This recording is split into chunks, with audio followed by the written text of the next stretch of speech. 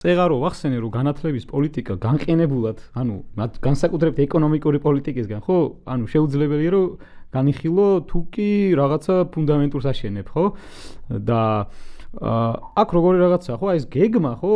შეიძლება აი აქ ფორმალურად ნახსენებია, ხო? ამ სიტყვაში, იმიტომ რომ რაღაცა შეიძლება აი თითქოს უფრო სიახლის ელემენტი რო შემოეტანათ, მაგრამ აი ამის თანმიმდევრობა მართლაც არ ჩანს, იმიტომ რომ თუ კი ისევ იმას ამბობ, რომ ისევ რაღაც შრომის ბაზარზე ხარ მიბმული და ამით თან რაღაც აი ბიზნეს ელიტას ალბათ აძლევ გუნდრუქს, უკმევ გუნდრუქს, აი რაღაც ანუ გაუგებარია. ამის ფონზე ხო როცა შენ ეს 10 წლეულებია ამ პოლიტიკას მისდევ და შემდეგ რაღაცა აანონსებ განათლების რეფორმას, რომელიც ისევ არის მხოლოდ მომსახურების სფეროში კადრების მომზადებაზე სინამდვილეში ორიენტირებული, სადაც ამცირებ ხო, ანუ სწავლების ანუ ხანგრძლივობას ხო, ანუ ჯერ კალენდარული წლის რაოდენობით ხო, ანუ ამან შეუძლებელია ხო რაღაც მეცნიერების განვითარება მოქცეს. ხო, ანუ სახელმწიფომ რა თქმა უნდა აიღოს პასუხისმგებლობა ეკონომიკური პოლიტიკის წარმართვაზე, როცა თავად გახდეს რაღაც სტიმულების და იმპულსის მიმცემი, რომ მან შეუწყოს ხელი, ანუ ისეთი დარგების განვითარებას და ისეთ პროფესიებზე მოთხოვნას, ხო, ეს იქნება ინჟინერია, რაღაც არ ვიცი, IT სფერო,